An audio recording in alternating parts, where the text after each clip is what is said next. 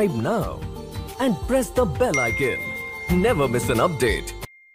नमस्कार, पीके न्यूजमध्ये आपले सहर्ष स्वागत. शेतकरी, शेती आणि पर्यावरण यांना उद्ध्वस्त करणारा शक्तीपीठ महामार्ग तात्काळ रद्द झालाच पाहिजे. माजी पालकमंत्री सतेज पाटील. शिरोली पुलाची तालुका हातकणंगले.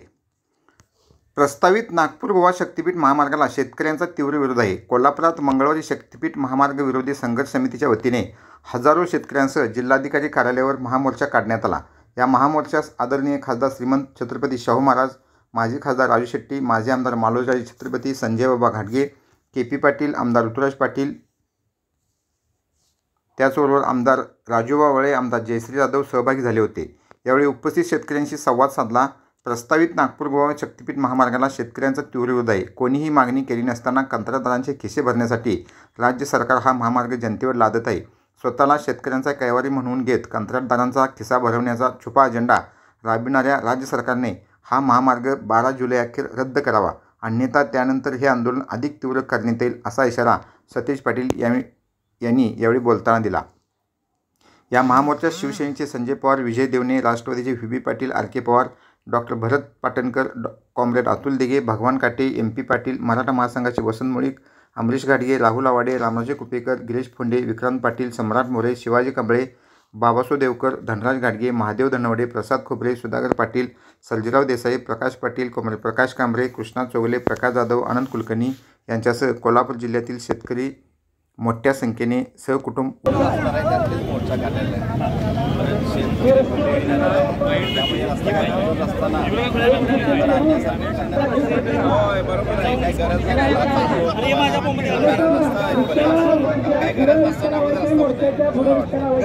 मोर्चा निघणार आहे. कृपया शेतकरी आणि संघर्ष समितीच्या सर्व पदाधिकाऱ्यांना विनंती आहे की मोर्चाची शिस्त आपण लावून घेणं गरजेचं आहे. सर्वांना विनंती आहे, कृपया मोर्चाला थोड्याच वेळा सुरुवात होते तरी संघर्ष समितीच्या सर्व आहे की आपापल्या भागातील तालुक्यातील शेतकऱ्यांना एका लाईन मध्ये घेऊन रॅलीची सुरुवात करायची आहे. उभा राहणं गरजेचं आहे. विरोधच आहे. मी एक शेतकरी आहे, आत्महत्या करणारा शेतकरी मी नाही. तर ह्या शक्तीपीठाला विरोध करून ह्या जो महामार्ग हे निघून चालल्यात त्या शासनाला गाडण्यासाठी मी या वेशभूषेमध्ये मी आज इथं सहभाग घेतला. नक्कीच बंद करा, त्याचबरोबर शेती नष्ट करणारा शक्तीपीठ महामार्ग रद्द करा. असे रद्द करा, रद्द करा शक्तीपीठ, रद्द करा, रद्द करा, रद्द करा शक्तीपीठ, रद्द करा. करायचं काय? खाली डोकं वर पाय. या सरकारचं करायचं काय? खाली डोकं वर पाय.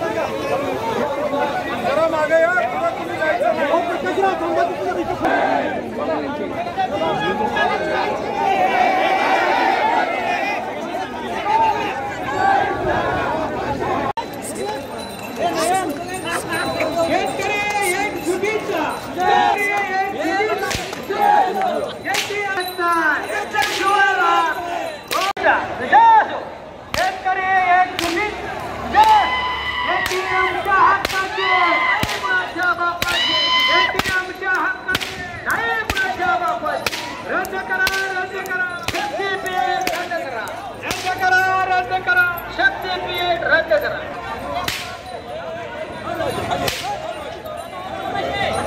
केल्याशिवाय राहणार नाही.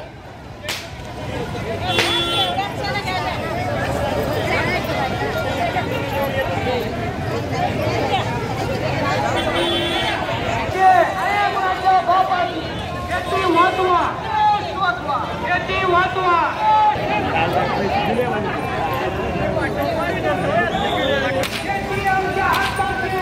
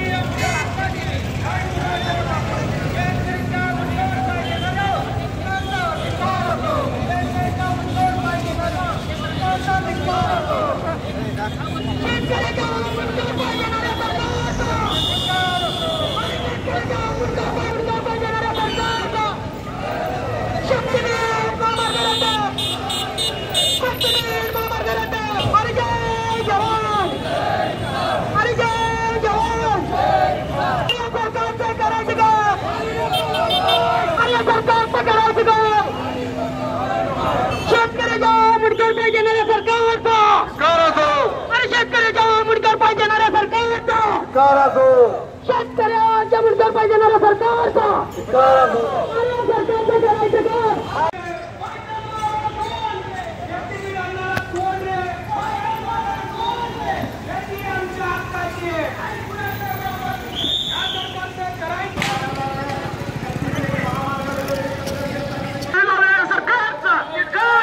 शेतकऱ्यांना दिसून लावणाऱ्या सरकारचं या माहिती सरकारचं करायचं काय राज्य सरकारचं करायचं काय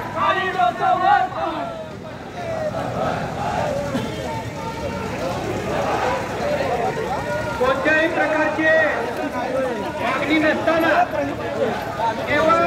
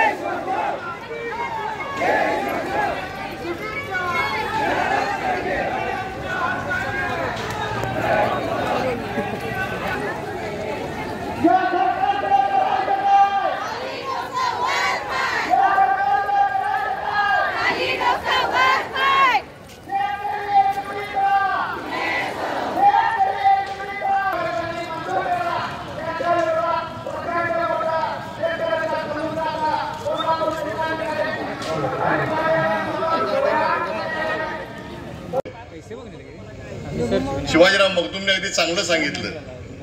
72 संख्या कमी शिवाजी देशापेक्षा जास्त पडणार आहेत. चळवळ उभा केलेली आहे, पण ही चळवळ इथं थांबून चालणार नाही आहे. तो थांबतो. जय हिंद, जय महाराष्ट्र.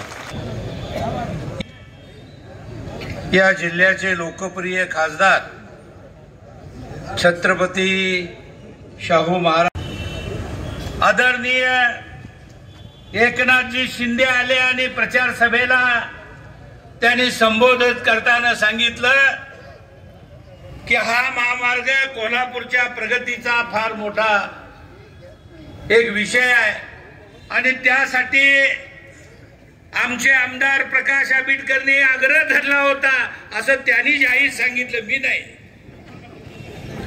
आता या आमदाराचं करायचं का हे आपणच ठरवायचं आहे मित्रांनो.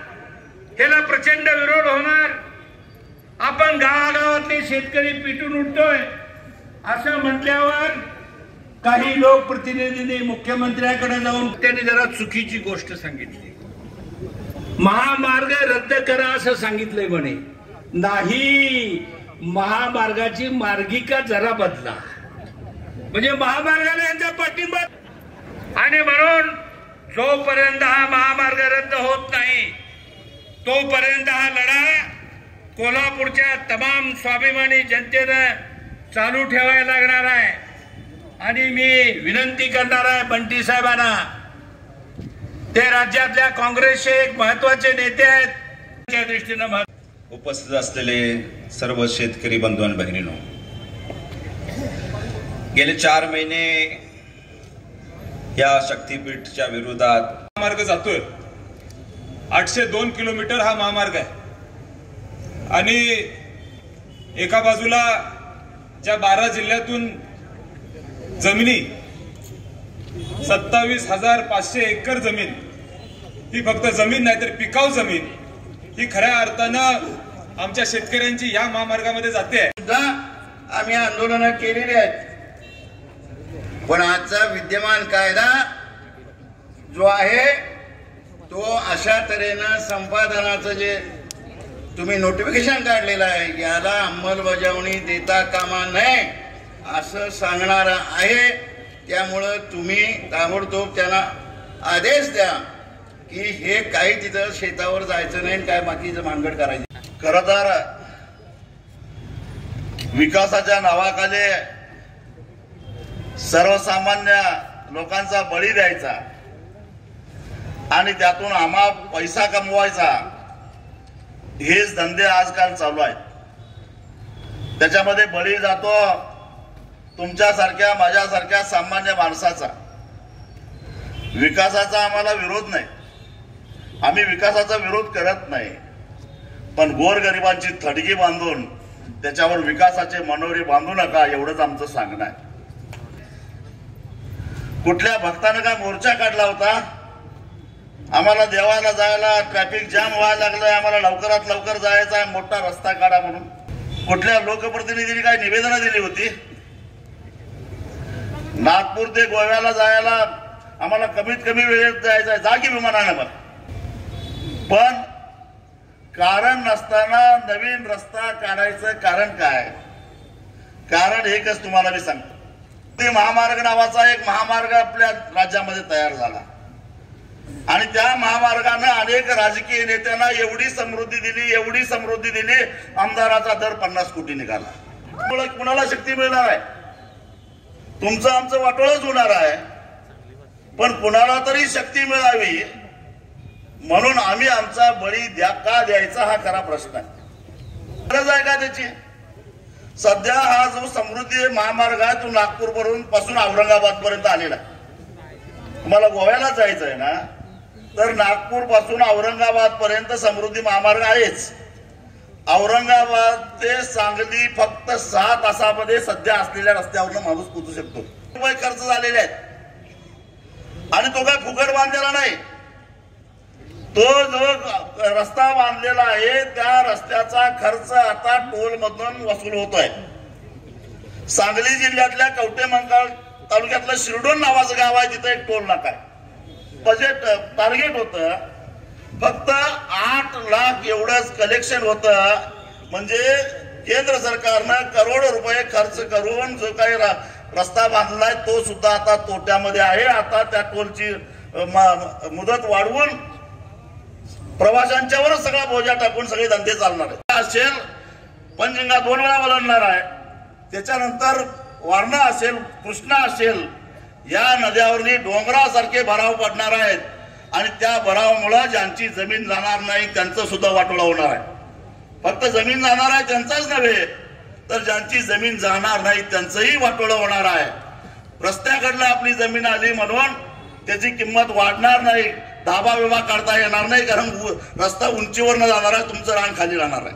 आपल्या पाटगाव धरणातलं पाणी अदानीला द्यायला निघाले होते. म्हणजे धरणं सुद्धा उद्योगपतींना विकायचं.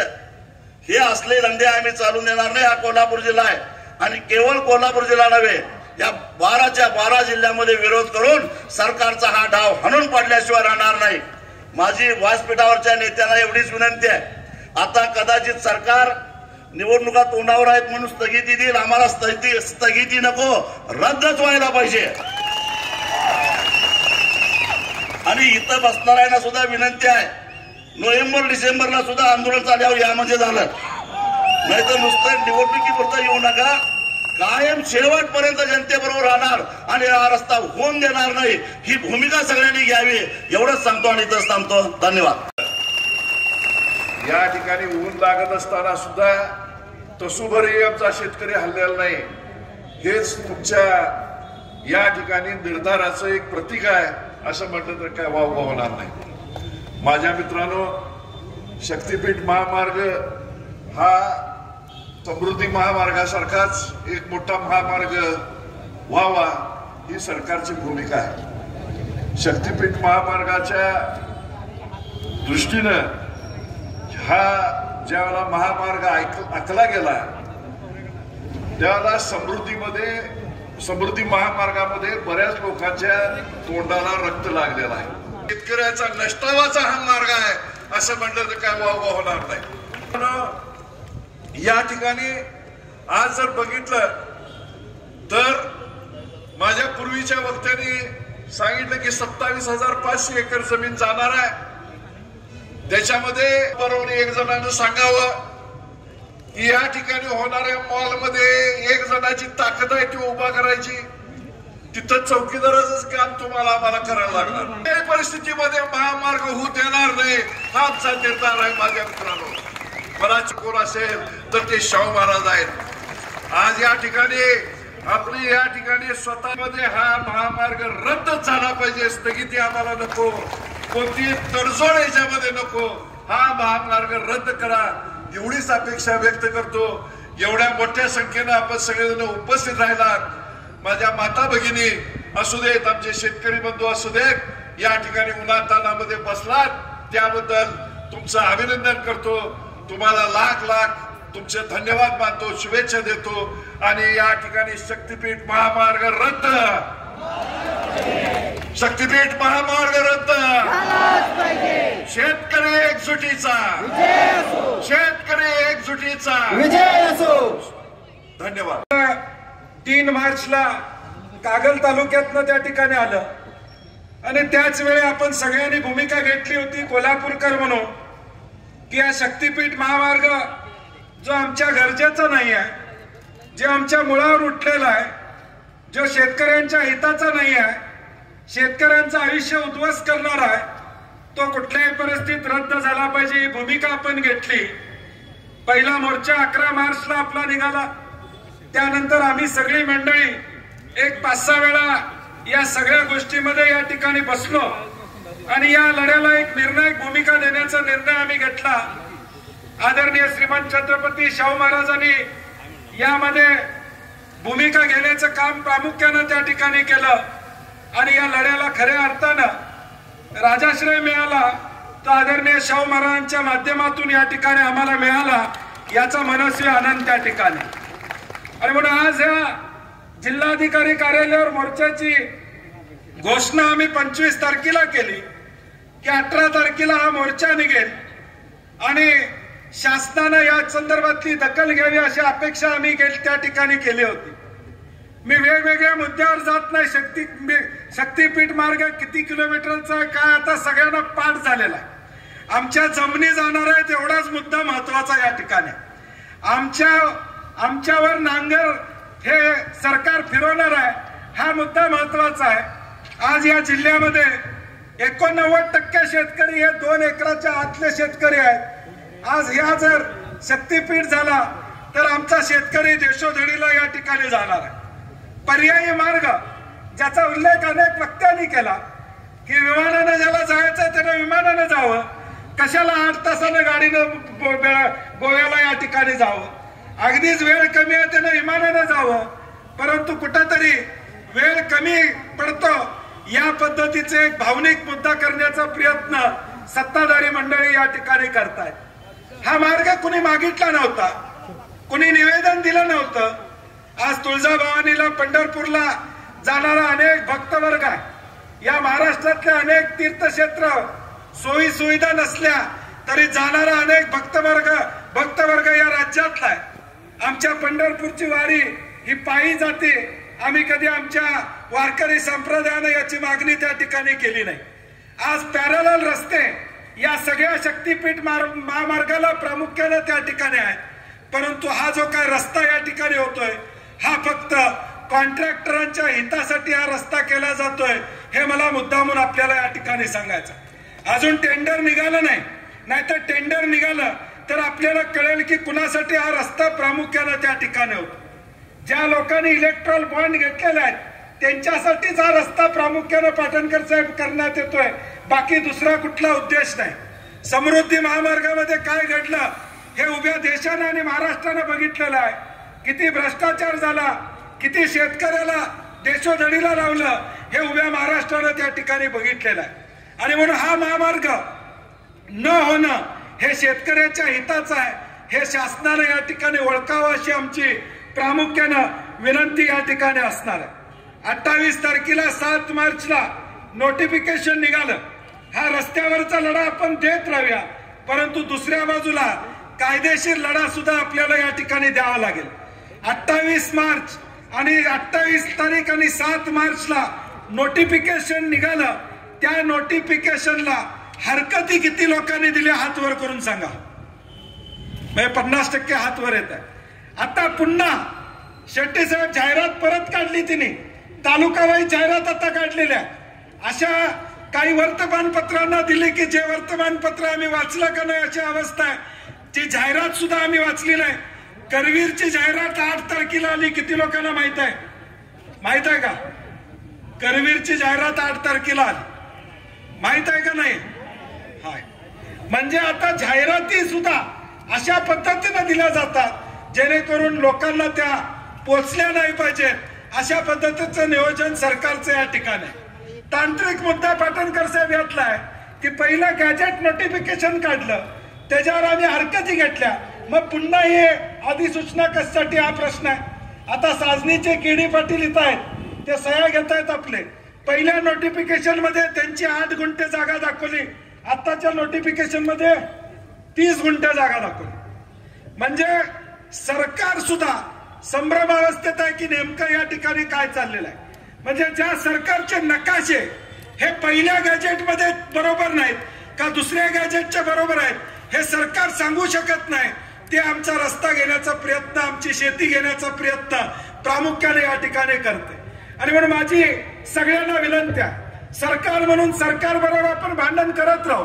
रस्त्यावरची लढाई लढायला आम्ही सगळे समर्थ आहोत. मी पहिल्या दिवशी ज्यावेळी कागलचं शिष्टमंडळ आलं होतं त्यावेळी सांगितलं होतं, ज्याचा उल्लेख राजू शेट्टीने केला, कुठंतरी एखाद्याला 50 लाखाचा चेक मिळाला आणि कार्यक्रम होईल आमचा सगळ्यांचा. म्हणजे 90% लोकांचा खर्चीला एखादा 50 लाख घेईल, आला चेक घेऊन टाकला की मग रांग लागेल, मग थांबवणं अवघड या ठिकाणी होईल. म्हणून आज आपण कोल्हापूरकर म्हणून माझी विनंती आहे, आज इथं सगळ्यांनी शपथ घेऊया, कुठल्याही परिस्थितीत अधिकारी आले तर आम्ही मोजणी होऊ देणार नाही, ही शपथ आपण या ठिकाणी घेऊया. मान्य आहे का? शपथ घेऊया की मोजणी कुठल्याही परिस्थितीत आम्ही घेऊ देणार नाही. आणि एखादा अधिकारी एवढे पैसे मिळतात, चेक घे म्हणला तरी या ठिकाणी घेणार नाही, ही देखील शपथ आपण या ठिकाणी घेतली पाहिजे. हा लढा आपल्याला यशस्वी करायचा असेल तर ही वज्रमूठ, ही एकजूटपणा हा कायमपणे आपल्याला ठेवावा लागेल. ही ताकद आपल्याला कायमपणे ठेवावं लागेल. सरकार आपल्यामध्ये 2 गट पाडण्याची शक्यता नाकारता येत नाही. सांगलीमध्ये तो प्रकार आता आम्हाला अनुभवाला या ठिकाणी मिळतोय. सांगलीमध्ये 2 गट पाडण्याचा प्रयत्न सरकारच्या वतीने या ठिकाणी केला जातोय. कोल्हापूरमध्ये ते घडता कामा नये, ही भूमिका प्रामुख्याने आपल्याला या ठिकाणी घ्यावी लागेल. कुठल्याही परिस्थितीत आम्ही आता जिल्हाधिकाऱ्यांना निवेदन देणार आहे. आमची मागणी एकच आहे, सरकारनं चर्चेला बोलावलं तर आम्ही चर्चेला जाऊ, परंतु आमची मागणी एकच असणार आहे, स्थगिती करून चौकशी नको, स्थगिती करून फेर विचार नको, आम्ही चर्चेला येऊ. ते मागणी रस्ता रद्द करणार असला तरच आम्ही या ठिकाणी येऊ, ही भूमिका आम्ही स्पष्टपणे या ठिकाणी घेत आहोत. माझी दुसरी एक विनंती आहे की आता गॅझेट नोटिफिकेशन निघालेलं आहे.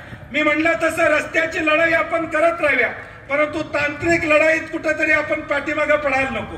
माझी सगळ्यांना विनंती आहे, आज मंगळवार आहे, मंगळवार, बुधवार, गुरुवार आणि शुक्रवार 3 दिवस तुमच्याकडे आहे. ज्या त्या गावातल्या कार्यकर्त्यांना दक्षिण असू दे, शिरोळ असू दे, हातकणंगले असू दे, कागल असू दे, आजरा असू दे, भुदरगड असू दे, माझी सगळ्यांना विनंती आहे, या शुक्रवारपर्यंत 100% सगळ्यांच्या हरकती जमा झाल्या पाहिजेत. होणार का? 100%. कुणाची हरकत मागे राहता कामा नये. उद्या हिने म्हणू नये आम्ही 1000 लोकांचं घेणार होतो, तुमच्या हरकती 200 आल्या, 800 लोकांना मान्य आहे, हे या ठिकाणी हे होता कामा नये. तांत्रिक मुद्दे तुम्ही म्हणाल हे गरजेचं आहे काय? माझ्या दृष्टीने गरजेचं आहे. दुसरा एक मुद्दा, मी पहिल्या दिवशी कागलचं शिष्टमंडळ आलं त्यावेळी सांगितलं होतं, कोर्टावर आमचा विश्वास आहे. जाहीर भाषणात तसंच बोलावं लागतं, परंतु कोर्टात कुणी जायचं? ही रस्त्यावरचीच लढाई आपल्याला लढायची आहे. उद्या काय कोर्टात निर्णय होईल सांगता येत नाही. उद्या एखादी किंमत वाढवून या ठिकाणी द्या, या पद्धतीचा निर्णय देखील होण्याची शक्यता नाकारता येत नाही. आणि म्हणून माझी कोल्हापूर म्हणून विनंती आहे, इतर जिल्ह्यामध्ये सुद्धा आता हे आंदोलन मोठ्या पद्धतीने होईल. नांदेडमध्ये उठाव झालेला आहे, विदर्भामध्ये उठाव झालेला आहे, लातूरमध्ये उठाव झालेला आहे, सांगलीमध्ये उठाव झालेला आहे, सोलापूरमध्ये उठाव झालेला आहे, कोल्हापूरनं सुरुवात केलेली आहे. गेल्या 8-10 दिवसामध्ये या सगळ्या महाराष्ट्रातल्या जिल्ह्यातून आम्हाला फोन येत आहेत की आम्ही या आंदोलनात सहभागी या ठिकाणी आहोत. ह्या आंदोलनाला आमचा पाठिंबा आहे. कुठल्याही परिस्थितीत हा रस्ता होणार नाही, ही भूमिका येणाऱ्या भविष्यकाळात आपल्याला घ्यावी लागेल. आणि म्हणून सरकारला माझी विनंती आहे की आता 10-12 तारखेपर्यंत अधिवेशन आहे. मी स्टेजवरच्या सगळ्यांची महाराज चर्चा केली आणि एक 12 तारखेपर्यंतची मुदत ही सरकारला आम्ही या ठिकाणी देतोय. 12 जुलैपर्यंत या रस्ता रद्द करण्याचा निर्णय घ्या. नाही तर 12 तारखेनंतर हायवे अडवायला लागला, रस्त्यावर बसायला लागला, रात्र आणि दिवस बसायला लागलं. ऊन पावसाचा विचार आम्ही या ठिकाणी करणार नाही. तुम्हाला मुदत देतोय, कारण की मला माहित आहे सरकारमध्ये उत्तर काय येणार आहे. अधिवेशन आहे, आता घोषणा करता येत नाही. अधिवेशनातच आम्हाला बोलायला या ठिकाणी लागेल. हरकत नाही आमची, अधिवेशनात घोषणा करा, आमची हरकत त्याला नाही, आमची ना त्याला या ठिकाणी असणार नाही. परंतु हा निर्णय 12 तारखेच्या आधी तुम्ही घ्या. हा रद्द करायचा निर्णय तुम्ही आता 12 तारखेच्या आधी घ्या, नाहीतर त्यानंतर आम्ही सगळे तीव्र आंदोलन, जे आंदोलन या महाराष्ट्र सरकारला झेपणार नाही, जे आंदोलन या महाराष्ट्र सरकारला या ठिकाणी परवडणार नाही, अशा पद्धतीचं आंदोलनाची धग ही कोल्हापूर मधून या ठिकाणी येणाऱ्या 12 तारखेनंतर केली जाईल. हा विश्वास या निमित्ताने मी आपल्याला देतो. आदरणीय महाराजांचं पाठबळ आपल्याला या ठिकाणी लाभलं. पहिल्यापासून त्यांनी सांगितलं, मी मगाशी सकाळी म्हटलं त्यांना की महाराज आपण कलेक्टर ऑफिसला डायरेक्ट या. नाही म्हणले, मी दसरा चौकात येणार आणि शेतकऱ्यांच्या बरोबर चालत मी कलेक्टर ऑफिसला या ठिकाणी.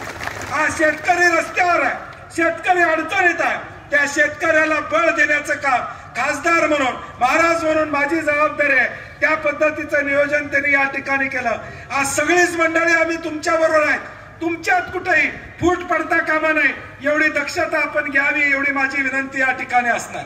दुसरं एक आंदोलन कदाचित येणाऱ्या भविष्य काळात आम्हाला करावं लागेल. ते कुठलं आहे? स्मार्ट मीटरचं, प्रीपेड मीटरचं. प्रीपेड मीटरचं एक नवं भूत आता आमच्या डोक्यावर या ठिकाणी येऊन बसलेलं आहे. 24 तारखेला आम्ही इंडिया आघाडी म्हणून जिल्हा अधिकाऱ्यांची वेळ मागितलेली आहे सकाळी. प्रीपेड मीटर हे प्रत्येकाच्या घरात बसणार आहे. आता 2 महिन्यानं आम्ही लाईटचं बिल भरतोय. आता लाईटचं बिल भरल्याशिवाय लाईट लावता येणार नाही. पहिलं बिल भरायचं आणि मग लाईट लावायची, असं प्रीपेड मीटर या ठिकाणी. हे प्रीपेड मीटरचं टेंडर झालं, परंतु एवढा विरोध आहे आणि उपमुख्यमंत्र्यांनी जाहीर केलं की आम्ही हे रद्द करू. परंतु पाटणकर साहेब कागदावर कुठं आलेलं नाही, फक्त घोषणा झालेल्या आहे. म्हणून हे आंदोलन सुद्धा उद्याच्या काळात हे आंदोलन सुद्धा तीव्र आपल्याला करावं लागेल. हे मीटर म्हणजे काय? 12,000चं मीटर तुम्ही बसवायचं, 900 रुपये अनुदान शासन देणार, राहिलेला 11,000 कुणी भरायचं? तुम्ही भरायचं. 11,000 तुम्ही भरायचं. जसं मोबाईल आता प्रीपेड आहे, त्याशिवाय चालत नाही, तशी घरातली लाईट पैसे भरल्याशिवाय चालणार नाही. हे नवीन भूत आता राज्य शासनाने आणलेलं आहे. मी मगाशी ज्याचा उल्लेख केला की कॉन्ट्रॅक्टर धार्जिना शक्तीपीठ काय, त्याचं कारण काय, तर हा जो प्री मीटरचं टेंडर झालं, 26,000 कोटीचं टेंडर झालं. कुणाला मिळालं टेंडर? तुम्हाला वाचून दाखवतो. अडाणी 7,000 कोटीचं. कितीचं? परत अडाणी 6,294 कोटी.